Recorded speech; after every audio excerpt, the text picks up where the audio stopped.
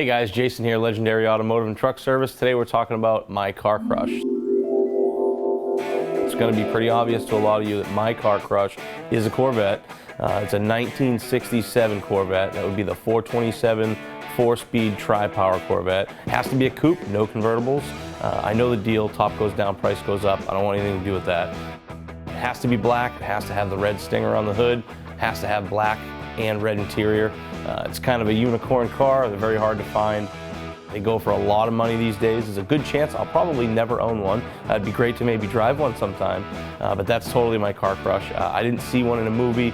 I've seen a couple in person, you know, at car shows and stuff, and they go for a lot of money. They're really, really, really nice. They're very sought after. 67 was the one of the last years for the good big block. I know a lot of the newer, you know, C3 Corvettes came with big blocks, but the 67 427 was a 475 horse big block, and that's just the one to have. So if I could have any car, that'd be my dream car. That's my car crush.